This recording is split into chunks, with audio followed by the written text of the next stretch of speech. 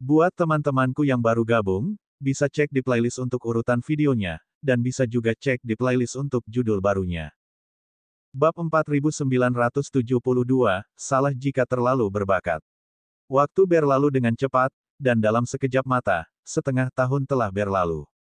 Dalam 6 bulan terakhir, Lu Ming telah berkultivasi. Setiap bulan, ia akan memurnikan cairan obat roh asli dari 10 ramuan dewa tingkat asal terbaik. 5 di antaranya ia berikan kepada Xian Yanxing dan yang lainnya, sementara 5 lainnya ia simpan sendiri. Dalam waktu setengah tahun, ia telah membuat kemajuan pesat. Berdasarkan kecepatan ini, dia memperkirakan bahwa dia hanya membutuhkan waktu 500 tahun untuk mencapai alam asal. Dan EBSCP, ini sudah merupakan kecepatan yang sangat mengerikan. Perlu diketahui bahwa banyak dewa-dewa puncak telah tinggal di sana selama bertahun-tahun yang tak terhitung jumlahnya, dan itu dalam hal tahun-tahun abadi. 1 tahun bintang lamanya totalnya 100 juta tahun.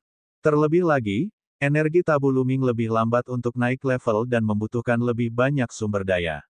Kecepatan seperti itu sudah sangat luar biasa. Dalam setengah tahun terakhir, kultivasi dan juga telah berhasil mencapai puncak alam dewa.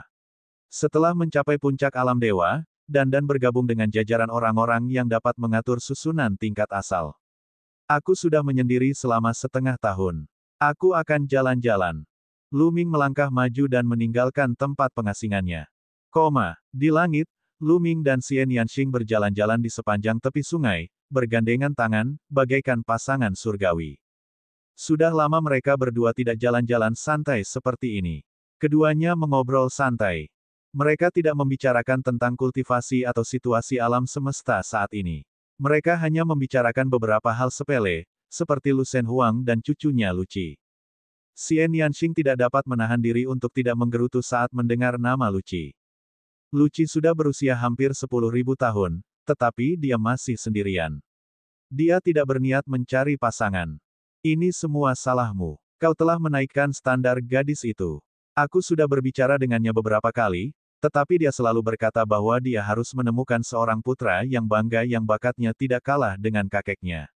Bahkan jika dia tidak sehebat itu, dia tidak akan terlalu jauh. Di mana kita bisa menemukannya dalam waktu sesingkat itu?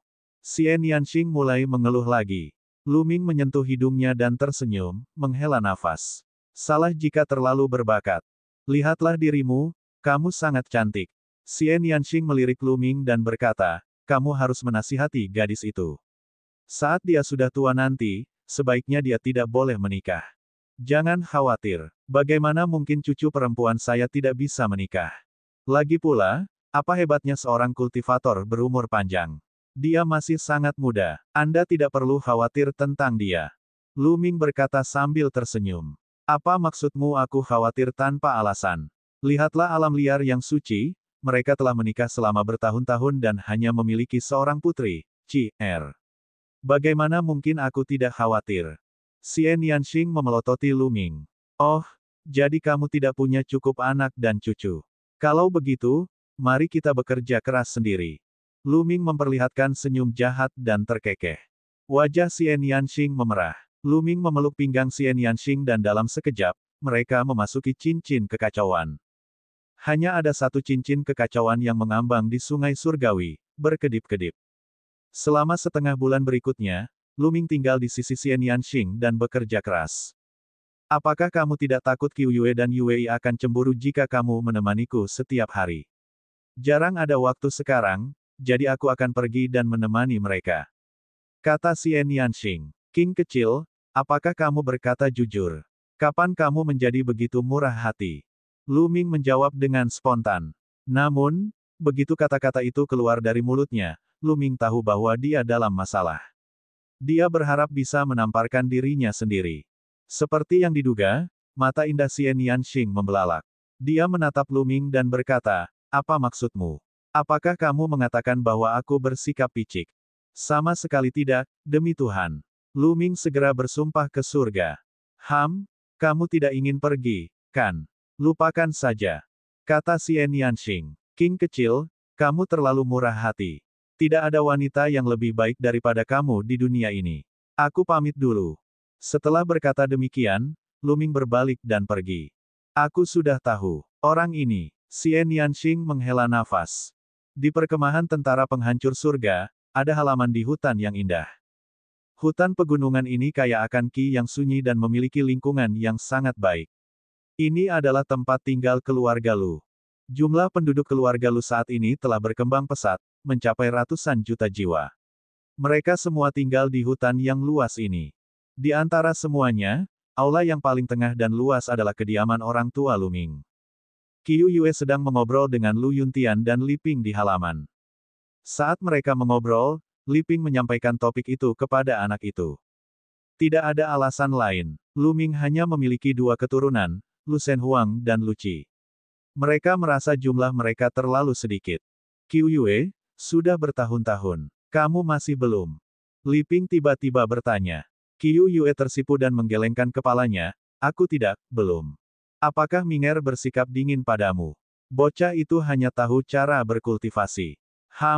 Aku akan menemuinya lain waktu untuk mengobrol. Li Ping mendengus dingin. Aku tidak, mengapa Tuan Muda mengabaikan Qiu Yue? Qiu Yue segera menggelengkan kepalanya. Belum, kamu sudah di sini selama hampir 2 bulan, tapi aku belum melihatnya datang menemuimu sekalipun. Li Ping berkata dengan tidak senang. Nyonya, saya tidak tahu. Saya hanya mendengar bahwa semakin tinggi kultivasi seseorang, semakin sulit untuk. Qiu Yue menjelaskan dengan lembut. Ayah, Ibu, Qiu Yue, apa yang kalian bicarakan? Pada saat ini, suara Lu Ming terdengar di kehampaan. Lu Ming melangkah ke udara dan mendekat. Dia tampak penasaran, tetapi dia tersenyum pahit di dalam hatinya. Dengan kultivasinya, dia dapat mendengarnya dari jauh. Namun, dia harus berpura-pura tidak mendengarnya. Ming, kau datang di waktu yang tepat. Aku punya sesuatu untuk dibicarakan denganmu. Kata Li Ping. Ibu, ada yang ingin aku bicarakan dengan Qiu Yue. Kita bicarakan lain waktu saja. Qiu Yue, ayo kita pergi. Lu Ming segera menarik Qiu Yue dan berlari menjauh seakan-akan ia tengah berlari menyelamatkan diri. Dia tahu betul, kalau Li Ping menyeretnya ke dalam obrolan, dia pasti akan mengeluh sebentar dan tidak akan berakhir dalam beberapa jam. Di halaman lain, sosok Lu Ming dan Qiu Yue berkelebat dan mereka muncul di halaman ini. Tuan Muda, apakah Anda mendengarnya? Wajah Qiu Yue memerah. Dia tidak berani menatap Lu Ming secara langsung. Dia sangat menyadari tingkat kultivasi Lu Ming. Dengan tingkat kultivasinya, bagaimana mungkin dia tidak mendengarnya? Aku mendengarmu. Itulah mengapa kita harus bekerja keras. Lu Ming mendesah. Qiu Yue tersipu dan mengangguk. Lalu angin sepoi-sepoi bertiup lewat dan mereka berdua memasuki ruangan. Setengah bulan kemudian, Lu Ming muncul di langit di atas hutan. Di tengah hutan, ada pohon yang menjulang tinggi menembus langit. Pohon itu sangat besar, seolah-olah itu adalah pohon dewa di dunia. Pohon besar ini adalah pohon suci milik bangsa elf. Pohon ini tumbuh dari benih pohon suci yang diberikan Lu Ming kepadanya. Ini adalah tempat tinggal para peri. Klan peri hampir dimusnahkan oleh istana surgawi, dan populasi mereka telah menyusut. Dalam beberapa tahun terakhir, mereka telah bekerja keras untuk meningkatkan populasi mereka. Setelah hampir 10.000 tahun, populasi klan peri telah meningkat pesat, dan jumlah mereka telah melampaui 1 miliar. Ada banyak orang, tetapi tentu saja tidak banyak ahli. Ini adalah sesuatu yang tidak dapat dihindari. Kelahiran para ahli membutuhkan waktu. 10.000 tahun tidak cukup untuk melahirkan ahli yang terlalu kuat. Bab 4973, Rahasia di Mulut Abadi. Namun, sekarang setelah alam semesta purba pulih, bekas reruntuhan alam semesta telah lama menjadi tanah suci untuk kultivasi. Kondisi kultivasi jauh lebih baik dari sebelumnya, dan kecepatan kultivasi para kultivator juga jauh lebih cepat dari sebelumnya. Hanya dalam waktu 10.000 tahun, suku elf telah melahirkan beberapa dewa kaisar dan ratusan dewa sir. Ini tidak terbayangkan di masa lalu. 10.000 tahun hanyalah sekejap mata bagi keberadaan alam dewa. Keberadaan di alam dewa, setiap pengasingan acak berlangsung lebih dari 10.000 tahun. Pada tingkat ini, hanya masalah waktu sebelum suku peri pulih ke level sebelumnya. Di puncak pohon Roh Kudus terdapat sebuah istana yang mewah. Pada saat ini, Ling Yue sedang mengadakan pertemuan dengan para petinggi klan peri. Tanpa diragukan lagi, Ling Yue duduk di kepala meja. Di antara klan peri, baik dalam hal kultivasi maupun status, Ling Yue tidak dapat disangkal adalah yang nomor satu. Sosok Luming tiba-tiba muncul di langit di atas pohon Roh Kudus. Ling Yue tampaknya merasakan sesuatu dan mengangkat kepalanya untuk melihat ke atas. Selain Ling Yue, tidak ada elf lain yang menyadarinya. Baiklah, itu saja untuk hari ini. Setelah Ling Yue berkata demikian, orang-orang lainnya pun pergi. Setelah yang lainnya pergi, Luming muncul diam-diam di depan Ling Yue. Kamu masih ingat untuk datang dan menemuiku. Kupikir kamu sudah melupakanku. Ling Yue memutar matanya ke arah Luming, matanya penuh dengan kebencian. Bagaimana mungkin? Sebenarnya, aku datang menemuimu segera setelah aku menyelesaikan kultivasiku. Luming berkata dan berjalan mendekat untuk memegang tangan Ling Yue. Ling Yue sedikit tersipu dan membiarkan Luming memegang tangannya. Ayo jalan-jalan. Luming menghentikan Ling Yue dan berjalan-jalan di langit di atas suku peri. Pada bulan berikutnya, Luming menemani Ling Yue. Hubungan mereka pun membaik dengan cepat.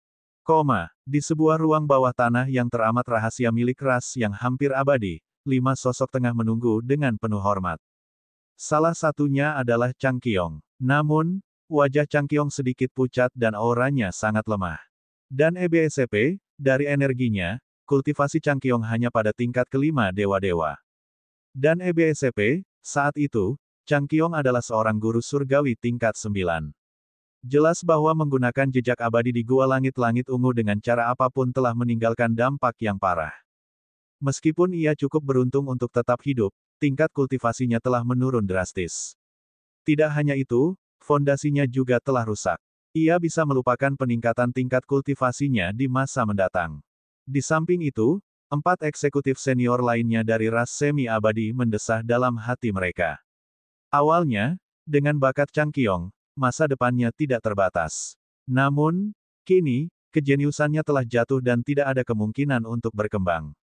Tiba-tiba, di ruang rahasia bawah tanah, aura mengerikan menyebar. Aura ini sama cemerlangnya dengan kekuatan surga, agung dan abadi. Chang Qiong dan keempat orang lainnya merasa bersemangat, dan wajah mereka dipenuhi dengan antisipasi dan kegembiraan. Mungkinkah leluhur lama mereka, seorang transenden, telah terbangun? Aura ini muncul, tetapi tidak bertahan lama. Aura itu segera ditarik kembali, dan pada saat berikutnya, ruang rahasia itu beriak, dan sesosok muncul. Sosok ini sangat kecil, hanya seukuran telapak tangan, dan diselimuti cahaya warna-warni yang misterius. Namun, orang masih bisa melihat bahwa dia adalah seorang pria muda. Dia sangat tampan, dan tatapannya dipenuhi aura yang mendominasi seolah-olah dia sedang memandang rendah semua makhluk hidup. Begitu melihat sosok itu, kelima orang itu, yang dipimpin oleh Chang Qiong, menjadi sangat gembira. Mereka lalu membungkuk hormat dan berkata dengan lantang, "Keturunanku Chang Qiong, Chang Luo memberi hormat kepada leluhur tua." Bangun! Sosok seukuran telapak tangan itu melambaikan tangannya, dan suatu kekuatan mengangkat Chang Qiong dan yang lainnya. "Nenek moyang, mungkinkah kau sudah pulih sepenuhnya?" Chang Qiong menatap sosok itu dengan penuh harap. Tokoh ini adalah patriark ras mereka yang hampir abadi dan juga kartu truf mereka yang paling hebat dan paling hebat. Hal ini dikarenakan ia merupakan sosok yang transenden, sosok yang benar-benar abadi, sosok yang tiada taraf yang berhasil selamat dari kekacauan daratan di masa lalu. Namun, abadi ini telah terluka parah dalam pertempuran di era terakhir dan telah tertidur lelap. Selama bertahun-tahun, ras yang hampir abadi itu bertahan dan tidak menonjolkan diri. Tujuan mereka adalah mengumpulkan harta karun secara diam-diam untuk menyembuhkan makhluk abadi ini. Akan tetapi, bagaimana mungkin menyembuhkan orang yang abadi bisa semudah itu? Harta karun yang dibutuhkan untuk luka parah sang abadi terlalu canggih. Bahkan di tanah purba di era terakhir, harta karun itu adalah harta karun kelas atas. Terlalu sulit untuk menemukannya di alam semesta purba yang rusak. Namun, metamorfosis sang abadi di Gua Awan Ungu memberikan harapan bagi suku yang hampir abadi. Kulit yang terkelupas dari seorang abadi adalah esensi yang ditinggalkan oleh seorang master tingkat abadi. Itu adalah harta yang langka dan pasti akan membantu leluhur mereka pulih. Itulah sebabnya Chang Qiong akan mengaktifkan tanda abadi dengan segala cara untuk memperjuangkan kulit yang terkelupas dari seorang abadi. Bagaimana pemulihan total bisa semudah itu? Patriark ras yang hampir abadi itu menggelengkan kepalanya dan melanjutkan, namun, ada metamorfosis abadi yang memiliki efek hebat. Itu telah membantu saya pulih sekitar 50%. Hanya 50%. Changqiong dan yang lainnya tampak kecewa. Kalian tidak perlu kecewa. Sangat jarang bagiku untuk memulihkan 50% kekuatanku. Aku sudah memulihkan sebagian kekuatanku dan aku bisa menyembuhkan lukaku sendiri. Selama aku meluangkan waktu, 50% sisanya akan pulih sepenuhnya cepat atau lambat. Kata Patriark ras semi-abadi. Changqiong dan yang lainnya sangat gembira lagi. Nenek moyang, bisakah kau membantu? Kata Changqiong. Dengan keabadian, bahkan jika dia belum pulih dari luka-lukanya, kekuatan tempurnya akan sangat mengerikan. Dia akan lebih dari cukup untuk menginjak-injak suku manusia surgawi, para iblis, dan pasukan penghancur surga, belum lagi 3 ras di tanah terlarang.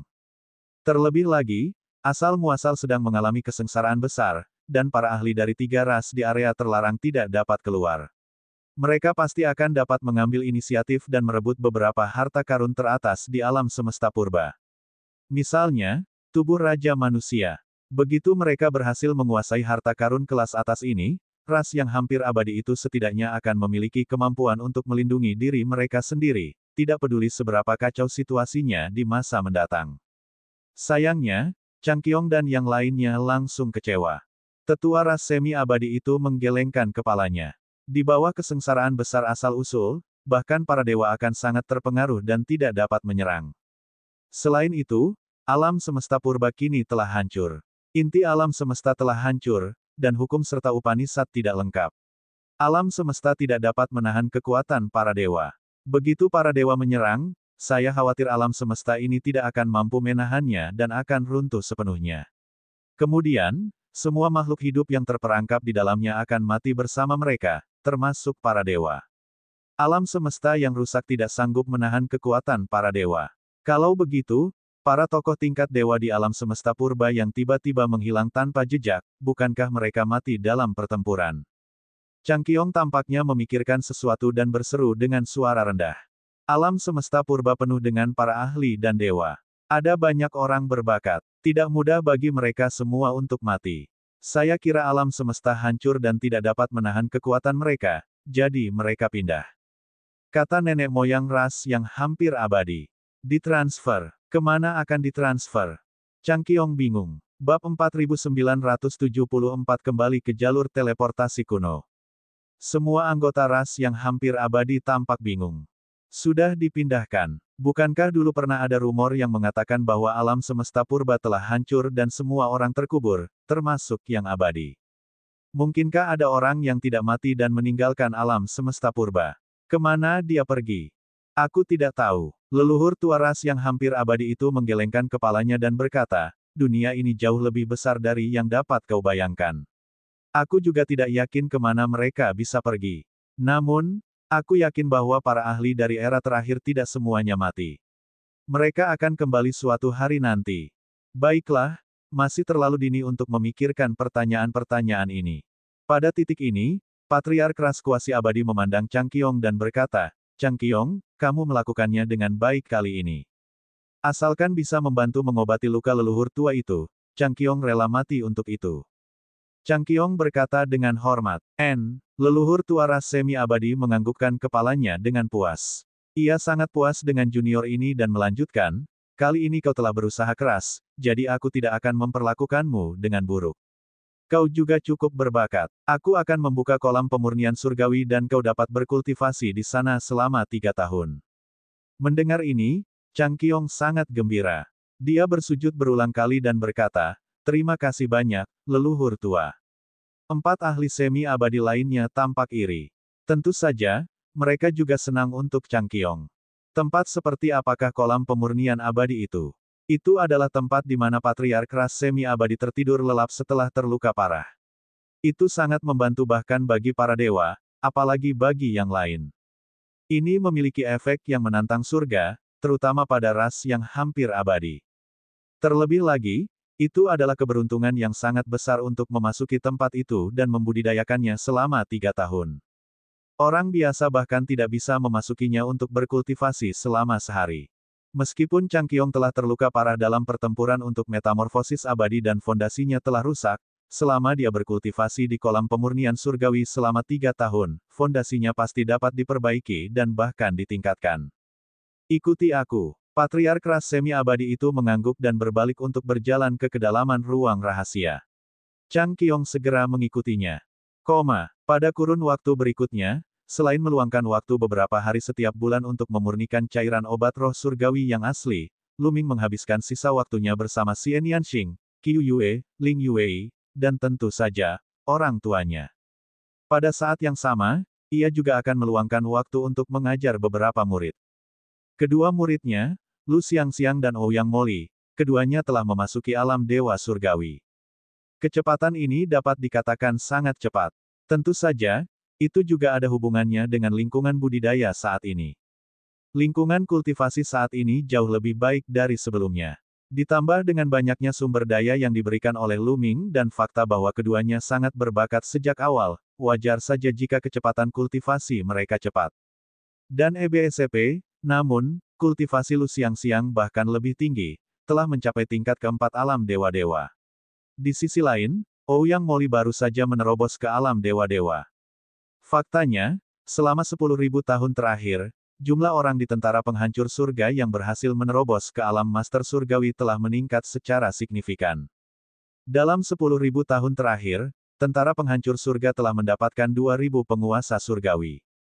Ini adalah angka yang mengejutkan. Dalam 60 tahun bintang terakhir, tentara penghancur langit hanya mengumpulkan sekitar 5.000 hingga 6.000 guru surgawi. Dan dalam 10.000 tahun, kecepatan itu bisa meningkat hingga 2.000.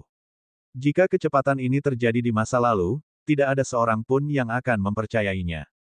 Dan EBSCP, tidak hanya jumlah dewa penguasa yang meningkat, tetapi sebagian besar dewa penguasa asli juga telah membuat terobosan dalam kultivasi mereka. Jumlah dewa penguasa tingkat ke-9 dan dewa penguasa puncak telah meningkat. Tentu saja, bukan hanya pasukan penghancur surga yang menjadi lebih kuat. Kekuatan lainnya juga menjadi lebih kuat. Jumlah ahli dari ras iblis, ras manusia surgawi, dan ras lainnya, seperti 10 ras teratas sebelumnya, juga meningkat.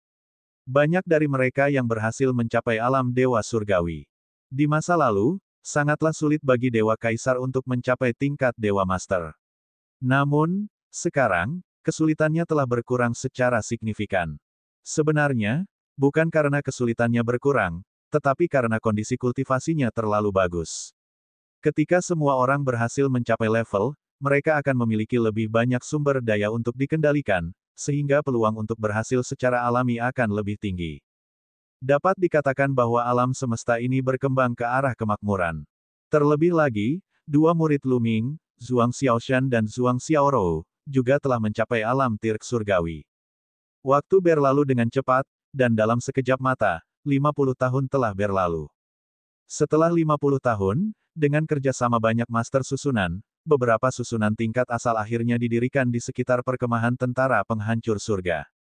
Formasi tingkat asal ini dibentuk dengan berbagai macam logam mulia dan pelindung tulang asal sebagai dasarnya. Kekuatan mereka sangat mencengangkan, dan mereka dapat menyerang dan bertahan sebagai satu kesatuan. Dan EBSCP, apalagi 16 dewa tertinggi yang tak terkalahkan, bahkan 16 ahli alam asal yang kuat akan berada dalam bahaya. Jika mereka tidak berhati-hati, mereka bahkan mungkin terbunuh oleh susunan alam asal. Kekuatan susunan tingkat asal bukan hanya untuk pertunjukan. Asal biasa tidak dapat menahannya sama sekali. Setelah formasi itu rampung, seluruh pasukan penghancur surga akhirnya terbebas. Setidaknya, sebelum kesengsaraan besar asal-usul berlalu, perkemahan pasukan penghancur surga akan aman. 3 ras dari tanah terlarang dan ras manusia surgawi tidak akan lagi dapat mengancam perkemahan pasukan penghancur surga. Selama bertahun-tahun, tentara penghancur surga tidak pernah berhenti mengirim orang untuk mencari petunjuk tentang hati Raja Manusia, tetapi mereka tidak menemukan apapun. Bukan hanya tentara penghancur langit saja, tetapi suku manusia surgawi, suku semi-abadi, suku iblis, dan 3 ras tanah terlarang juga telah mengirim orang untuk mencarinya, tetapi mereka juga tidak menemukan apapun. Daerah-daerah yang diduduki oleh pasukan utama hampir digeledah. Suatu hari, Lu Ming meninggalkan perkemahan tentara penghancur surga dan menuju ke ras iblis Yin. Dia tidak ingin pergi ke ras iblis Yin, tetapi ke alam semesta asli. Selama bertahun-tahun, dia semakin khawatir tentang keselamatan Mulan dan Feng Ling. Saat itu, Mulan dan Feng Ling secara tidak sengaja memasuki formasi teleportasi kuno dan memasuki jalur langit berbintang kuno. Tidak seorang pun tahu kemana mereka pergi. Namun, mereka telah mencari di seluruh jagat raya, termasuk sepertiga tempat pembuangan barang rongsokan jagat raya, tetapi masih belum ada tanda-tanda keberadaan Mulan dan Feng Ling. Hal ini membuat Lu Ming sangat khawatir. Mungkinkah Mulan dan Feng Ling secara tidak sengaja memasuki wilayah suatu ras yang kuat dan dibunuh oleh ras itu? Lagi pula, tingkat kultivasi Mulan dan Feng Ling terlalu rendah saat itu. Ada banyak orang di alam semesta yang bisa membunuh mereka. Oleh karena itu, Lu Ming memutuskan untuk mencari tahu kemana Huang Ling dan Mulan pergi. Tentu saja Lu Ming membawa Dandan. Sekarang, kemampuan formasi Dandan jauh lebih kuat dari sebelumnya. Mungkin dia bisa memperbaiki formasi teleportasi kuno yang telah meledak. Langit berbintang di alam semesta diselimuti oleh Yin Qi jahat yang pekat. Yin Qi jahat ini memiliki kekuatan mengerikan yang dapat mengubah makhluk hidup biasa menjadi monster Yin jahat. Namun, dengan kultivasi Lu Ming dan Dandan, masih sangat mudah bagi mereka untuk memblokir Qi jahat. Keduanya diam-diam menuju ke formasi teleportasi kuno. Dengan kecepatan mereka tiba dalam waktu singkat. Dandan, lihatlah dan buktikan apakah formasi teleportasi ini bisa diperbaiki. Kata Lu Ming, saya akan mempelajarinya terlebih dahulu. Dandan mengelilingi formasi teleportasi kuno yang telah meledak dan mengamatinya dengan cermat. Semakin diperhatikannya, semakin erat alis Dandan berkerut. Hati Lu Ming sedikit mencelos. Mungkinkah dengan pencapaian Dandan dalam formasi, dia tidak dapat memperbaikinya? Dandan memandanginya selama 3 hari 3 malam sebelum dia berhenti. Bab 4975, Makhluk dari Jalur Bintang Kuno. Dandan, bagaimana? Lu Ming segera bertanya ketika dia melihat Dandan berhenti. Formasi teleportasi ini sangat kuno. Ini jelas bukan sesuatu yang dapat dibuat oleh orang-orang di era ini. Selain itu, ini sangat mendalam. Formasi ini sebenarnya berisi 108 variasi yang saling terkait untuk membentuk 72 kombinasi berbeda. Dandan mulai mengoceh terus. Hentikan omong kosongmu dan katakan langsung padaku, bisakah kamu memperbaikinya? Lu Ming menyela kata-kata Dandan. Mengapa kau begitu cemas? Kau sama sekali tidak tenang. Kau bahkan tidak tahu siapa aku. Bagaimana mungkin susunan teleportasi bisa menghentikanku?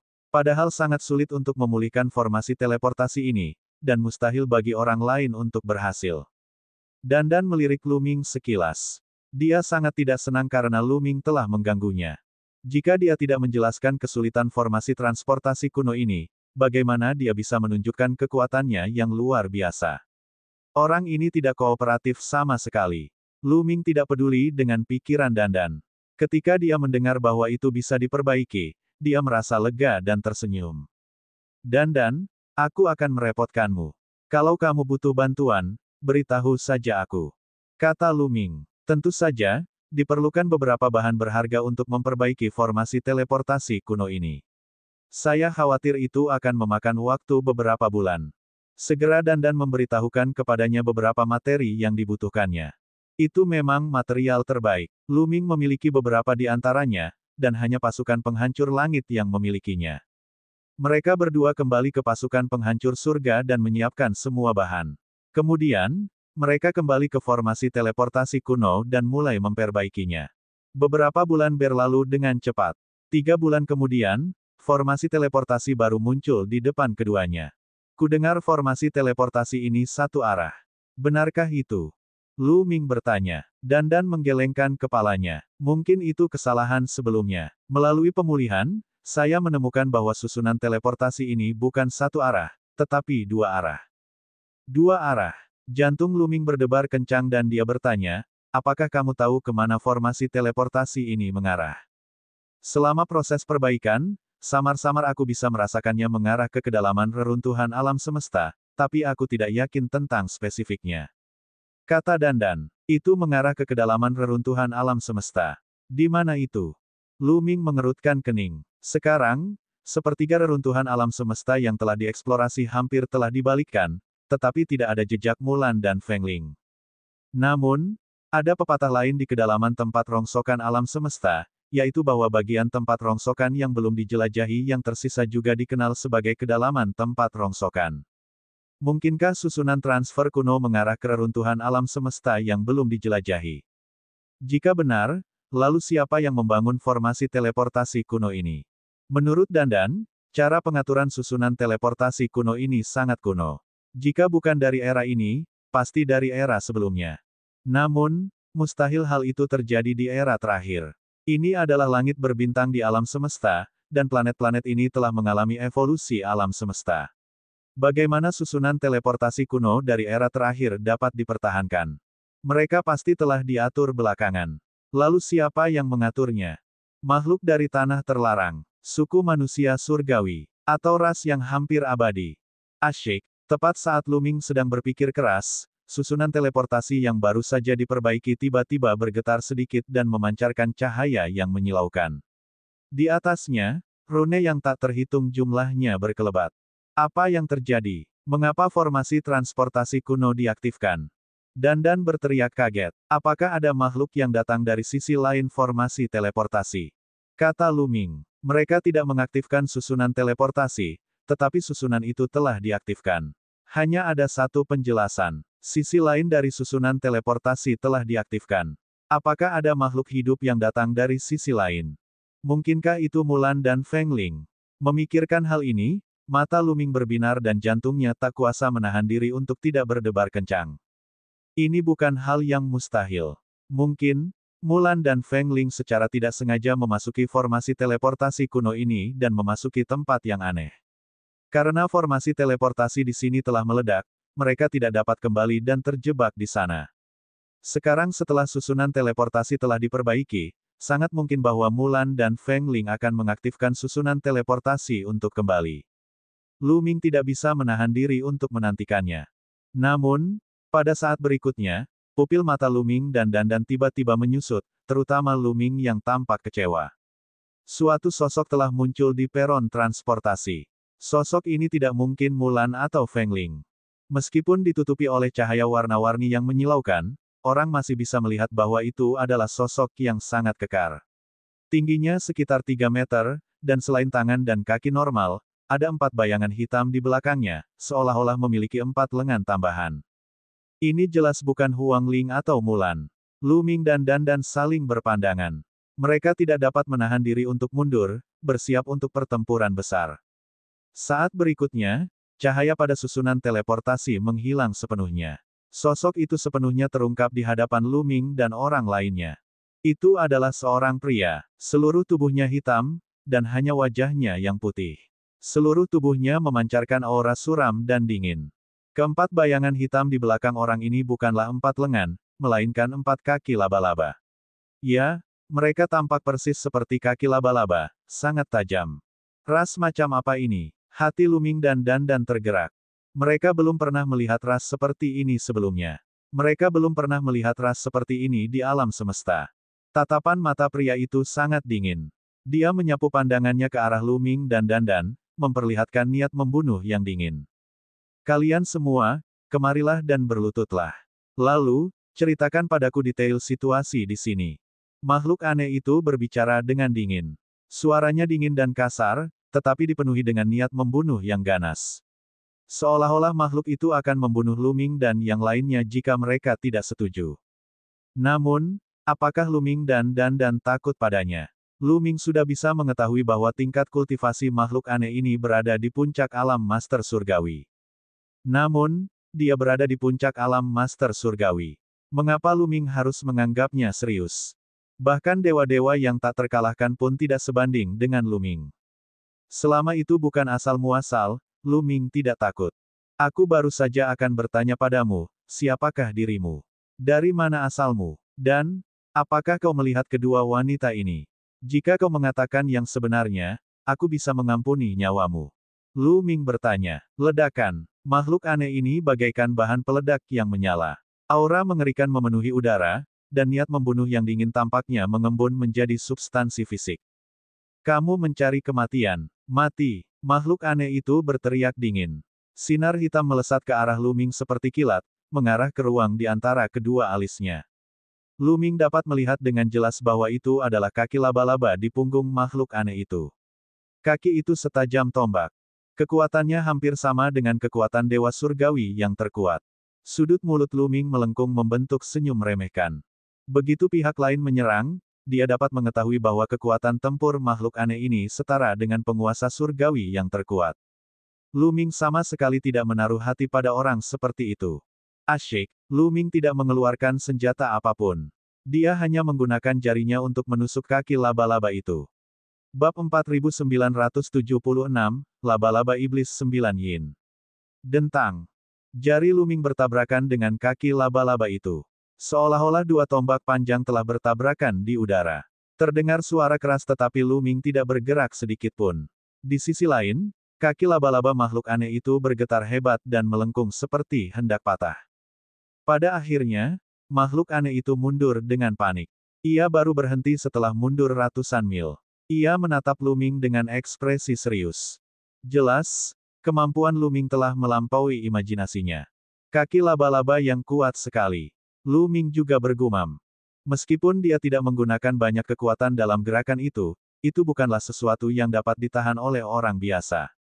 Bahkan senjata dewa utama yang paling hebat pun akan hancur. Namun, salah satu kaki laba-laba milik pihak lain tidak terluka. Jika kita kesampingkan semua hal lainnya, kekerasannya mendekati kekerasan senjata dewa tingkat asal. Kau cukup kuat. Kau layak untuk kugunakan kekuatanku sepenuhnya. Mata makhluk aneh itu berkedip-kedip dengan emosi yang brutal. Kemudian, sebuah baju besi muncul di tubuhnya. Baju besi ini tidak hanya menutupi tubuhnya, tetapi juga keempat kaki laba-laba di punggungnya. Kaki-kaki itu seperti empat lembing. Setelah itu, sosok aneh itu melesat dan menyerang Lu Ming seperti sambaran petir. Keempat kaki laba-laba di belakangnya bergerak bersamaan, seperti empat tombak panjang, menusuk Lu Ming. Pihak lain jelas telah menggunakan seluruh kekuatannya dalam serangan ini. Dengan tambahan armor, kekuatan serangan meningkat drastis. Itu sudah mendekati kecakapan pertempuran mantan utusan kekaisaran ras cahaya utama. Namun, Lu Ming tidak menganggap serius kekuatan tempur tingkat ini. Tombak Ares muncul dan dia menusukkannya ke depan. Empat cahaya tombak meledak dan menusuk keempat kaki laba-laba itu.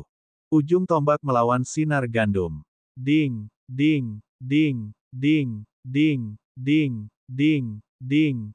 Terdengar empat suara logam yang saling beradu. Kemudian, sebuah sosok mundur. Sosok itu adalah makhluk aneh. Terlihat bahwa baju zirah yang melilit keempat kaki laba-laba miliknya itu penuh dengan retakan rapat.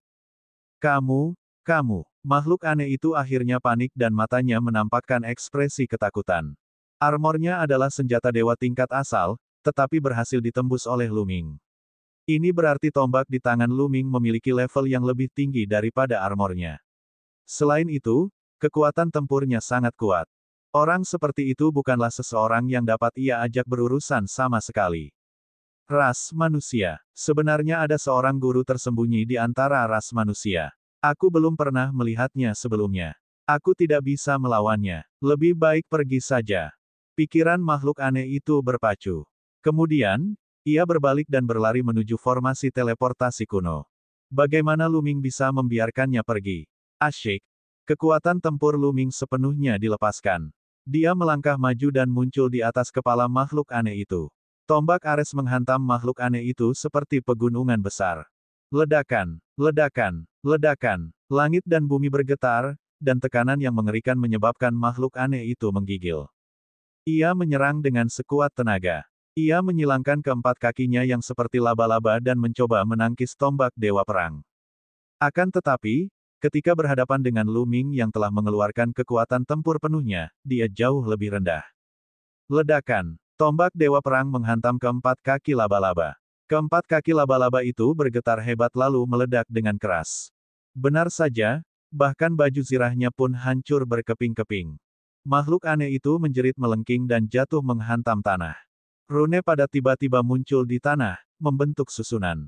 Ketika makhluk aneh itu menabrak susunan tersebut, sebagian kekuatannya hilang. Ini adalah gerakan dandan. Kalau tidak, jika pihak lain menabrak tanah, planet ini pasti akan meledak. Makhluk aneh itu batuk dan mengeluarkan banyak darah. Wajahnya pucat pasi, dan semua tulangnya patah. Ia tergeletak di sana, tidak bisa bergerak sama sekali. Lu Ming telah menahan sebagian kekuatannya pada saat kritis. Kalau tidak, tombak ini akan menghancurkan tubuh dan jiwa pihak lain. Katakan padaku, dari mana asalmu? Apakah kau melihat kedua wanita itu? Lu Ming berdiri di udara di atas makhluk aneh itu dan menatapnya. Dia bertanya dengan dingin. Kau berani membunuhku? Aku anggota klan Laba-Laba Iblis 9 Yin. Jika kau berani membunuhku, klan Laba-Laba Iblis 9 Yin tidak akan pernah membiarkanmu pergi. Makhluk aneh itu meraung. Klan Laba-Laba Iblis 9 Yin. Lu Ming dan Dandan tampak bingung karena mereka belum pernah mendengar nama ini. Keraguan ini hanya terlintas di hati Lu Ming sesaat. Matanya dipenuhi dengan niat membunuh yang dingin saat dia berkata, sepertinya kamu ingin mati. Aduh, tombak Dewa Perang menembus lubang di baju besi lawan. Cahaya tombak kecil itu memasuki tubuh lawan dan mengaduk, menghancurkan otot dan tulang. Pihak lainnya menjerit melengking. Setelah sekian lama, akhirnya dia berhenti. Petik 2 titik. Aku akan bicara, aku akan bicara. Makhluk aneh itu terengah-engah, tidak dapat bertahan lebih lama lagi. Dia tahu betul bahwa Lu Ming sama sekali tidak takut pada klan Laba-Laba Iblis 9 Yin. Jika mereka terus melawan, mereka akan mencari kematian. Seketika itu juga pihak lainnya mulai menceritakan semuanya kepadanya. Lu Ming dan Dandan sangat terkejut setelah mendengar itu. Sebab, berdasarkan apa yang telah diucapkan pihak lain, ia dapat memastikan bahwa pihak lain itu sebenarnya berasal dari reruntuhan alam semesta 2/3 yang belum dijelajahi. Berasal dari tempat terlarang yang disebut reruntuhan Iblis 9 Yin, dan penguasa reruntuhan Iblis 9 Yin adalah klan Laba-Laba Iblis 9 Yin. Dia belum pernah melihat Mulan dan Feng Ling sebelumnya. Dia secara tidak sengaja menemukan jalur teleportasi kuno dan mengikutinya ke tempat ini. Makhluk lain dari tanah terlarang, dan berasal dari 2/3 reruntuhan alam semesta yang tersisa. Lu Ming dan Dandan saling berpandangan. Mereka bisa melihat keterkejutan di mata masing-masing. Faktanya, banyak orang di tentara penghancur surga berspekulasi bahwa mungkin ada lebih dari satu makhluk di tanah terlarang di alam semesta. Chang Qiong telah mengungkapkan hal ini sebelumnya. Di era terakhir, ada banyak tanah terlarang yang mengerikan di alam liar. Bagaimanapun, pasti ada lebih dari 3 di antaranya. Dan sekarang, hanya ada 3 area terlarang yang telah dieksplorasi. Jelas bahwa pasti ada makhluk di 2/3 area yang belum dieksplorasi. Kini, kemunculan suku Laba-Laba Iblis Yin 9 membuktikan hal itu. Aku sudah memberitahumu apa yang perlu kukatakan. Sebenarnya, aku juga tidak tahu banyak. Aku telah memasuki tanah kuno secara tidak sengaja selama lebih dari 10.000 tahun. Kemudian, aku memasuki jalur teleportasi kuno ini. Aku tidak begitu yakin dengan situasi saat ini. Baiklah, beri aku kematian yang cepat, kata Jiang Chen. Makhluk aneh itu berkata, dia tahu bahwa Lu Ming dan Dandan tidak akan membiarkannya pergi. Hampir mustahil baginya untuk hidup. Dia hanya menginginkan kematian yang cepat. Aku akan memenuhi keinginanmu. Lu Ming membunuh makhluk aneh itu dengan satu tembakan. Dia kemudian mengulurkan tangan dan mengambil tas penyimpanan dari pinggang lawannya. Pada saat yang sama, Lu Ming juga telah menanggalkan baju besi pihak lain. Baju zirah ini adalah senjata suci tingkat asal. Meskipun rusak, baju zirah ini masih bisa diberikan kepada Qiu-Qiu untuk dimakan. Kemudian, Lu Ming mulai mengobrak-abrik tas penyimpanan pihak lain. Itu semua adalah senjata atau material suci yang tidak terlalu berguna bagi Lu Ming. Tidak ada senjata dewa tingkat asal kedua di dalamnya. Meskipun makhluk-makhluk di tanah terlarang sangat kaya, mereka tidak begitu kaya sehingga setiap orang memiliki beberapa senjata surgawi tingkat asal. Pihak lain hanya seorang dewa, jadi sudah cukup baik baginya untuk memiliki senjata surgawi tingkat asal. Bab 4977, Peta Lengkap Tempat Rongsokan. Meskipun dia tidak menemukan senjata tingkat asal lainnya di dalam tas penyimpanan Laba-Laba Iblis 9 Yin, dia menemukan sebuah peta. Saat kekuatan terlarang masuk, sebuah peta muncul di udara. Peta ini luar biasa besar. Peta ini tergantung di udara dan menempati radius beberapa mil. Di peta, ada bintik-bintik cahaya dan benang. Kalau kita perbesar area tertentu pada peta, kita akan melihat bahwa bintik-bintik cahaya itu adalah pecahan benua, dan benang-benang itu bagaikan sungai-sungai surgawi. Mungkinkah ini peta tempat barang rongsokan yang belum dijelajahi? Lu Ming dan Dandan sangat gembira. Mari kita membuat perbandingan. Dandan mengeluarkan peta lainnya. Peta ini adalah peta tempat pembuangan sampah alam semesta yang telah dieksplorasi. Saat ini, faksi-faksi utama telah menjelajahi sepertiga area dan membuat peta yang lebih lengkap. Ketika dua peta itu disatukan, hasilnya benar-benar pas. Keduanya sangat gembira. Ini pasti sisa 2/3 peta tempat pembuangan sampah alam semesta. Ketika kedua peta itu disatukan, mereka membentuk peta seluruh tempat pembuangan sampah alam semesta. Ini barang yang bagus. Jika saya ingin menjelajahi 2/3 tempat pembuangan sampah alam semesta yang tersisa di masa mendatang, peta ini akan sangat berguna. Kata Dandan, ini karena tempat pembuangan sampah alam semesta sangat berbahaya. Ada banyak tempat berbahaya, dan bahkan mereka yang berada di alam asal akan berada dalam bahaya jika mereka masuk dengan gegabah. Alasan mengapa para ahli dari berbagai kekuatan di alam semesta dapat bergerak bebas di tempat rongsokan alam semesta adalah karena peta yang mereka buat. Beberapa tempat berbahaya ditandai di peta. Ini adalah pelajaran yang ditulis dengan darah. Tentu saja, hal itu tidak terjadi karena usaha gabungan dari kekuatan-kekuatan besar, tetapi memang merupakan penyatuan kekuatan dari semua kekuatan besar. Misalnya, ketika suku Primelite menjelajahi sebagian reruntuhan alam semesta dan membuat peta terperinci tentangnya, mereka akan membuat sejumlah besar salinan untuk digunakan oleh suku Primelite.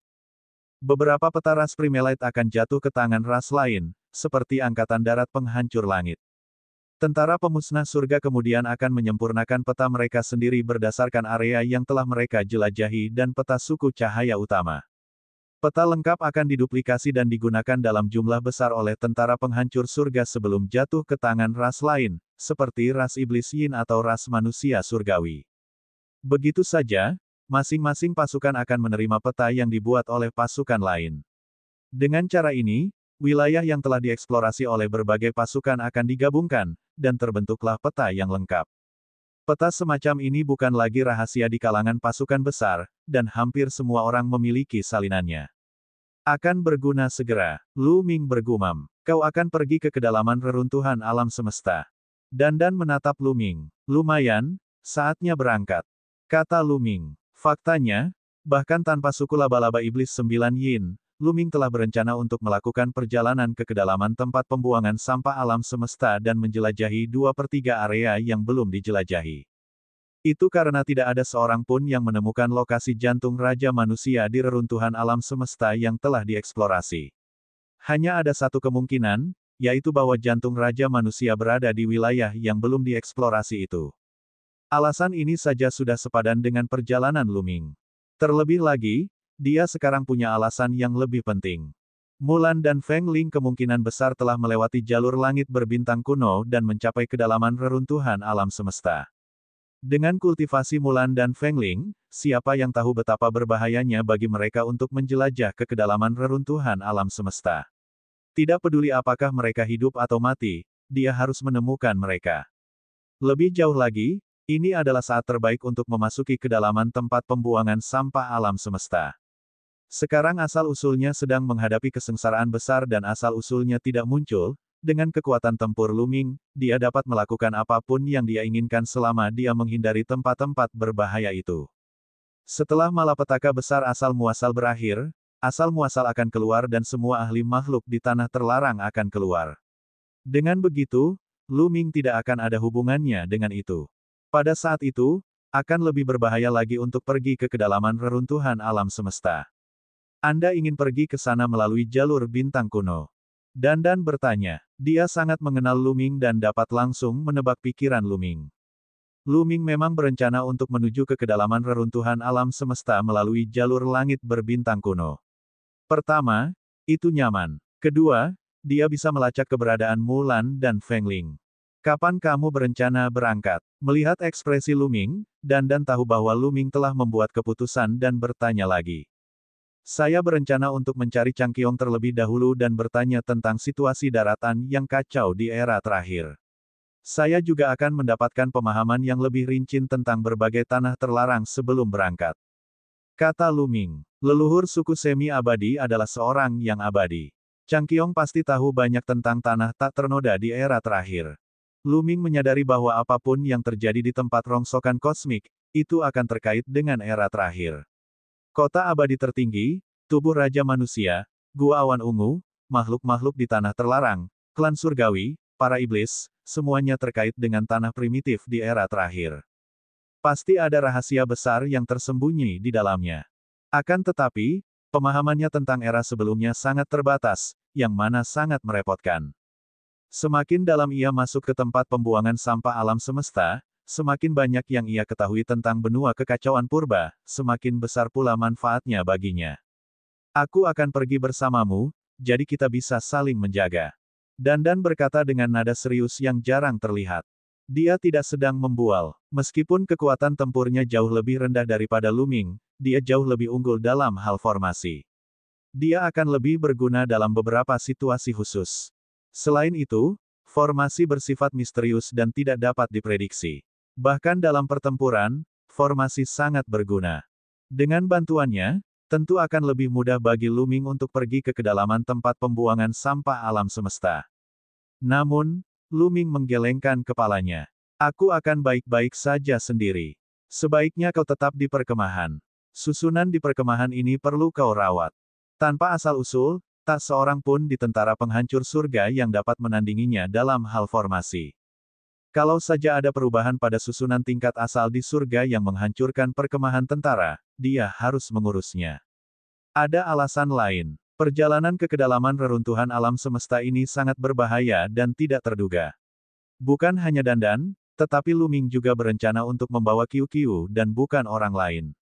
Mengapa kamu membawa Qiu? Ini karena Qiu hanya akan bisa meraup keuntungan terbesar dengan mengikutinya. Jika Qiu tetap di tempat tertentu, dia tidak akan bisa berkembang banyak dan malah akan membuang-buang bakat. Dandan, jangan beritahu King kecil, Qiu Yue, dan yang lainnya tentang ini terlebih dahulu. Kalau tidak, kemungkinan besar mereka akan mengikuti.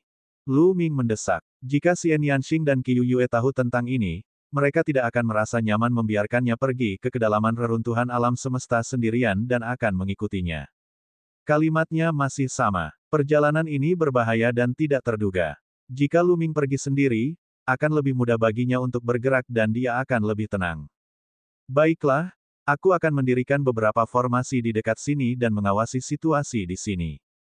Setelah berkata demikian, Dandan mulai menyiapkan susunan itu, terutama untuk mengawasi susunan itu, kalau susunan teleportasi itu berubah lagi setelah mereka pergi, atau kalau lebih banyak makhluk hidup muncul. Setelah selesai, mereka bersama-sama menuju ras semi-abadi. Dengan reputasi Lu Ming saat ini, siapa di alam semesta yang tidak mengenalnya? Para anggota ras semi-abadi bergegas pergi untuk melaporkan kedatangan Lu Ming. Tidak lama kemudian, Lu Ming melihat Chang Qiong. Bab 4978, Tiga Klan Terkuat di Alam Liar. Di ruang tamu, Lu Ming dan Chang Qiong duduk terpisah sebagai tuan rumah dan tamu. Saudara Lu, sudah puluhan tahun sejak terakhir kali kita bertemu. Kamu bahkan lebih anggun dari sebelumnya. Selamat. Chang Qiong berkata sambil tersenyum. Kakak Chang terlalu sopan, tapi bukankah begitu? Lu Ming berkata, dia tidak bersikap sopan. Dia mengatakan yang sebenarnya. Lu Ming benar-benar terkejut. Kultivasi Chang Qiong telah mencapai puncak alam master surgawi. Lu Ming tidak terkejut bahwa tingkat kultivasi Chang Qiong telah mencapai puncak guru surgawi. Bagaimanapun, Chang Qiong memiliki sepotong daun teh dewa asli. Dengan daun teh dewa asli, tingkat kultivasinya mencapai puncak guru surgawi adalah hal yang wajar. Yang benar-benar mengejutkan Lu Ming adalah hal-hal lainnya. Di mata Lu Ming, langit bagaikan obor yang menyala. Qi dan darahnya sangat melimpah. Ia penuh semangat dan energi. Seolah-olah ada kekuatan mengerikan di dalam tubuhnya yang bisa meledak kapan saja. Khususnya, tanda di antara alis Chang Qiong memancarkan aura superioritas. Aura ini membuat Lu Ming merasakan sedikit tekanan.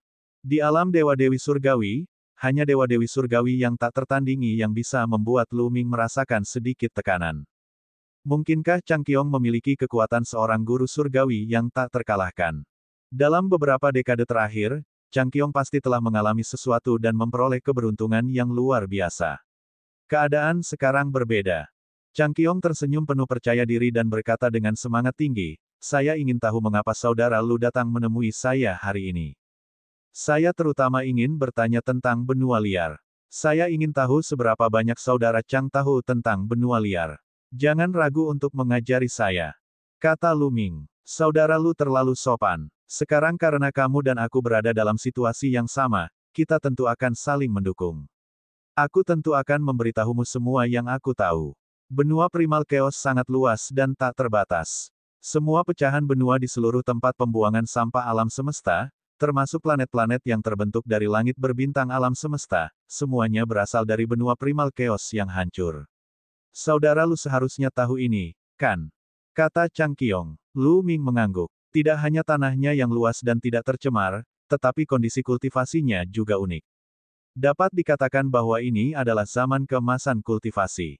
Ada banyak ahli dan dewa. Keberadaan alam timbal balik tidak ada apa-apanya pada saat itu. Itu adalah era yang gemilang. Saya benar-benar berharap dapat dilahirkan di era itu. Chang Qiong mendesah, matanya dipenuhi kerinduan. Lu Ming mendambakannya dalam hatinya. Orang bisa membayangkan betapa cemerlangnya di era abadi itu. Itu bagaikan langit dan bumi dibandingkan dengan kehancuran yang memenuhi mata mereka sekarang. Di era itu, meskipun ada banyak ras di tanah murni, hanya 3 ras yang mendominasi dunia, yaitu suku manusia, suku iblis, dan suku Wu. Lanjut Chang Qiong. Klan iblis dan klan penyihir. Apa perbedaan antara mereka dengan klan manusia iblis dan klan Wu saat ini? Lu Ming bertanya. Di alam semesta saat ini, ada juga ras iblis dan ras penyihir. Dalam daftar 10.000 ras di alam semesta, ada ras penyihir. Mereka sangat kuat dan memiliki dendam besar terhadap Lu Ming. Adapun ras iblis, jumlahnya bahkan lebih banyak lagi. Jumlah mereka sangat banyak di Ciliokosem kecil, belum lagi Ciliokosem yang lebih besar di alam semesta purba. Benua hutan belantara suci, tempat Lu Ming dilahirkan, memiliki sejumlah besar iblis yang setara dengan manusia. Perbedaannya bagaikan langit dan bumi. Chang Qiong menggelengkan kepalanya sedikit dan menunjukkan sedikit rasa jijik. Dia berkata, apa yang disebut ras iblis di alam semesta sekarang tersebar di seluruh alam semesta dan bahkan di seluruh dunia kecil. Mereka sama sekali bukan iblis murni.